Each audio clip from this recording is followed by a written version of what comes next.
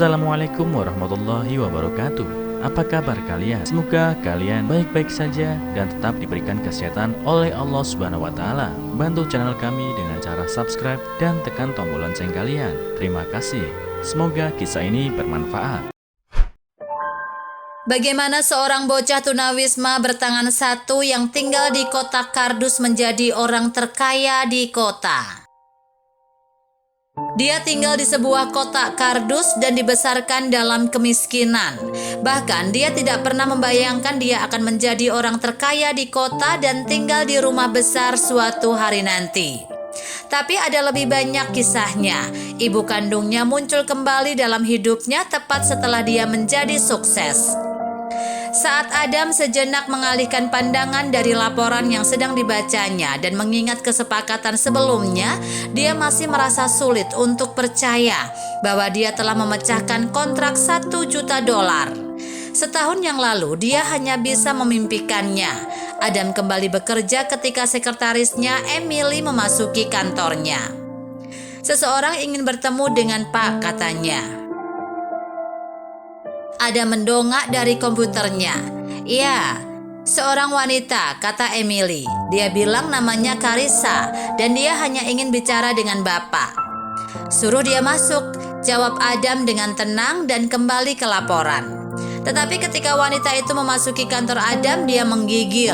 Dia bangkit dengan kaget. Jantungnya berdegup kencang di dadanya. Dia tidak percaya ibu kandungnya, Carissa, berdiri di depan matanya. Kehidupan Adam tidak pernah mudah. Anak laki-laki itu lahir dengan satu tangan. Dan ketika dia baru berusia 6 tahun, dia kehilangan satu-satunya keluarga yang dia miliki, ibunya.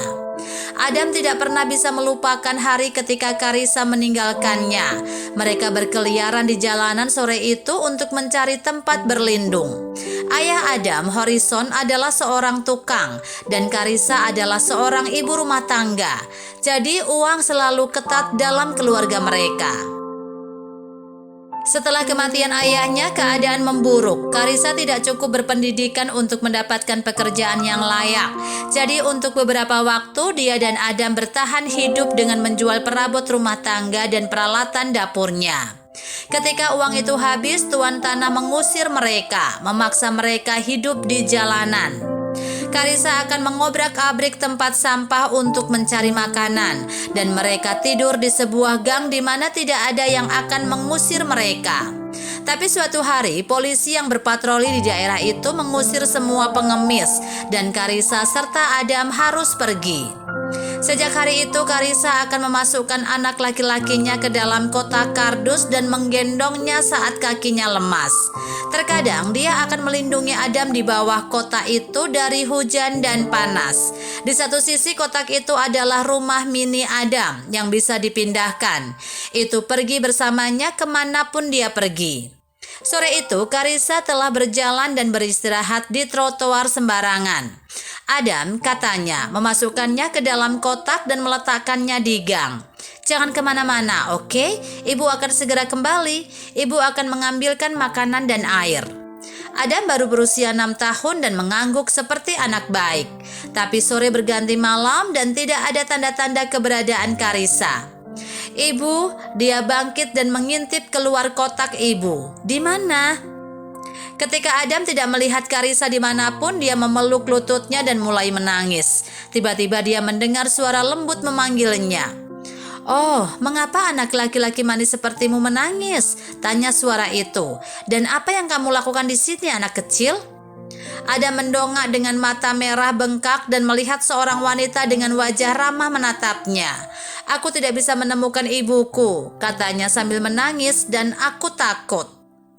"Ya, bagaimana kalau aku membantumu?" kata wanita itu dengan lembut. "Aku Mary, apakah kamu ingin aku membantumu?" "Oh, aku bahkan tidak menanyakan namamu." "Adam," jawab Adam lembut. "Tapi ibu bilang jangan percaya pada orang asing, kamu bisa menyakitiku." Mary berjongkok untuk menghadap Adam dan tersenyum. "Ya, ibumu benar," katanya. "Tapi aku tidak menawarkan kamu untuk pergi kemanapun bersamaku dan aku tidak memberi kamu apapun untuk dimakan. Aku hanya bertanya, apakah kamu memerlukan bantuan? Bagaimana kalau kamu memberitahu aku apa yang sebenarnya terjadi, dan aku akan meminta polisi untuk membantu." Mary tampak seperti wanita yang manis bagi Adam, jadi dia mempercayainya. Mereka menelpon polisi dan Adam menjelaskan bagaimana penampilan Carissa sehingga polisi dapat menemukannya. Sementara itu Mary memberitahu pekerja sosial bahwa dia dapat menampung Adam sampai ibunya ditemukan karena dia dibesarkan dalam sistem penampungan dan membencinya. Adam kecil memegang tangan Mary dengan cinta sedemikian rupa sehingga pekerja sosial itu menyadari bahwa dia mempercayai Mary dan dia setuju. Sementara itu pencarian Carissa berlangsung selama berbulan-bulan dan berminggu-minggu, tetapi sayangnya polisi tidak dapat menemukannya. Mary dan suaminya, Josh, tidak punya anak. Suatu malam setelah mereka mengetahui polisi akan berhenti mencari Carissa, Mary mengatakan pada Josh agar mereka dapat mengadopsi Adam kecil dan memberinya kehidupan yang baik. "Dia menjalani kehidupan yang sulit, sayang," kata Mary. "Anak malang itu ada di dalam kotak ketika aku menemukannya. Aku masih tidak tahu mengapa ibunya melakukan apa yang dia lakukan, tapi sepertinya dia sengaja meninggalkannya." "Apakah kamu yakin akan bisa memberinya kehidupan yang kamu inginkan?" Josh bertanya padanya. "Kamu tahu bahwa kita benar-benar tidak mampu untuk memiliki anak sekarang." "Sayang, tolong," Mary memohon padanya. "Dengar, bukan aku yang membawanya ke dalam hidup kita. Itu semua adalah bagian dari rencana Tuhan. Kita ingin memberikan cinta kita kepada seorang anak, dan Dia mengirimi kita seorang anak yang membutuhkan cinta itu. Tolong pikirkan baik-baik, sayang." Dan Josh setuju. Dia dan Mary memutuskan untuk mengadopsi Adam. Tetapi mereka takut Adam tidak akan menerima mereka. Yang mengejutkan mereka, bocah laki-laki itu sangat senang dan mulai menangis ketika Mary mengatakan kepadanya bahwa dia dan Josh akan mengadopsi dia. "Apakah saya akan memiliki ibu dan ayah baru?" dia bertanya sambil menangis. "Iya sayang, iya," kata Mary, memeluknya erat-erat. "Kamu akan memiliki segalanya dan apapun yang kamu ingin miliki.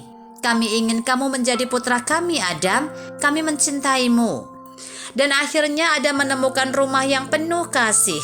Josh dan Mary memberikan yang terbaik untuknya, mengirimnya ke sekolah yang bagus, menabung untuk lengan prostetiknya, dan menghadiahkannya pada hari ulang tahunnya.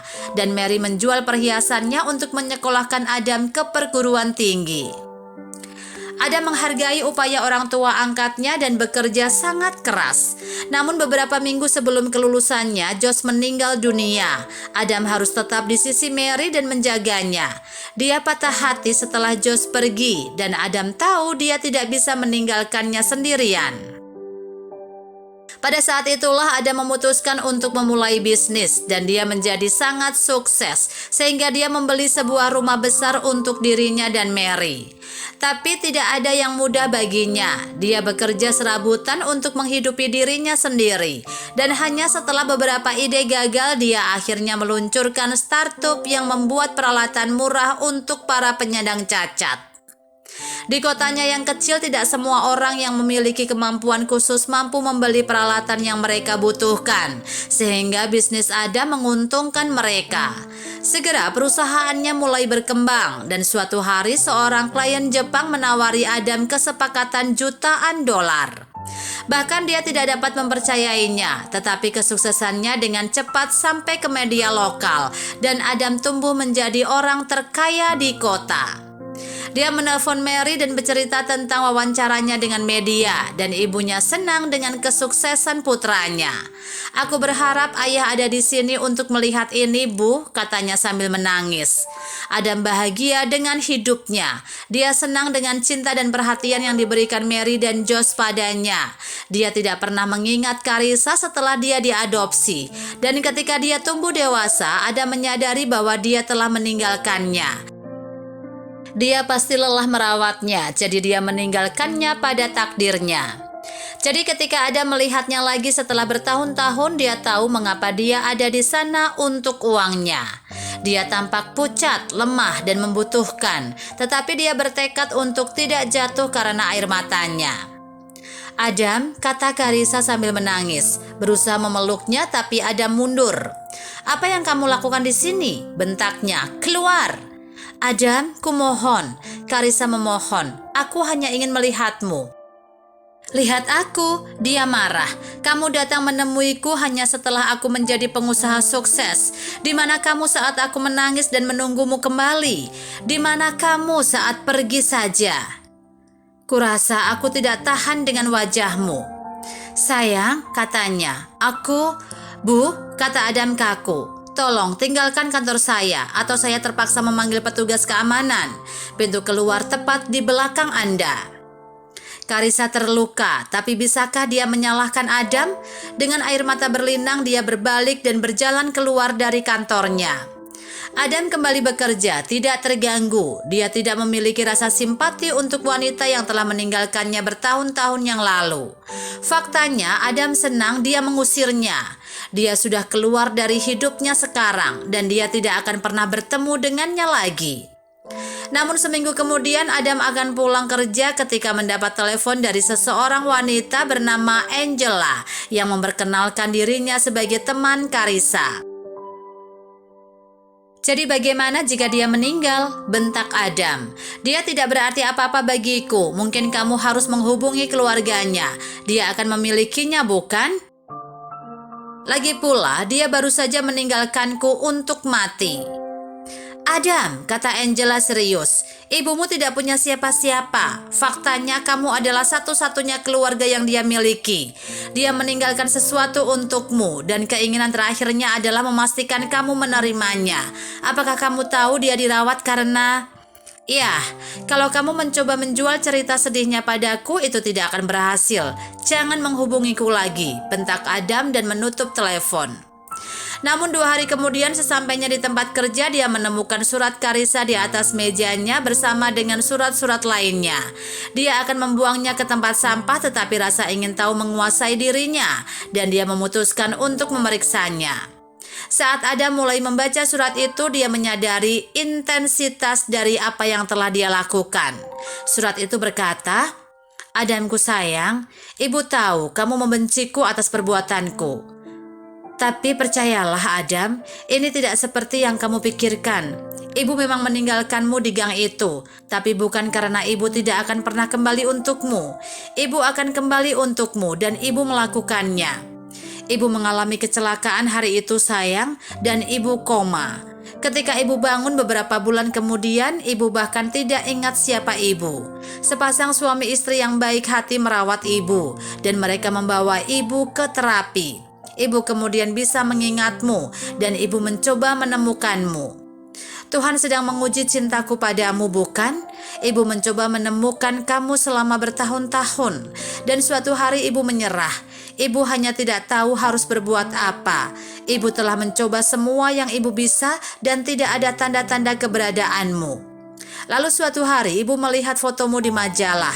Anak laki-lakiku, kamu terlihat sangat tampan, Adam. Ibu tidak bisa berhenti menangis. Ibu didiagnosis menderita kanker beberapa bulan sebelumnya, Adam. Ibu memutuskan bahwa sebelum Tuhan memanggil ibu pulang, ibu akan menemukan anak laki-lakiku dan memeluknya erat untuk terakhir kalinya.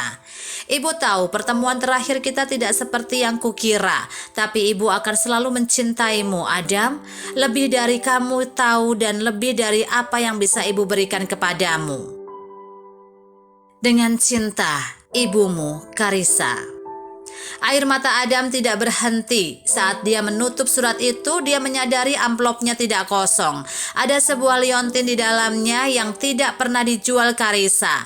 Bahkan di saat-saat terpuruk mereka, ada foto keluarga mereka, foto dia, Harrison, dan Karissa tersenyum. Apa yang bisa kita pelajari dari cerita ini? Seorang ibu tidak pernah menyerah pada anak-anaknya. Bahkan ketika anak-anaknya menyerah padanya, Karissa tidak pernah menyerah pada Adam dan memutuskan untuk menemukannya dan berdamai dengannya. Sayangnya takdir tidak berpihak padanya. Jangan terlalu cepat mengambil kesimpulan. Adam mengusir Karissa, mengira dia telah kembali ke kehidupannya demi uangnya. Dia tidak pernah bisa menduga itu terakhir kali dia akan melihatnya.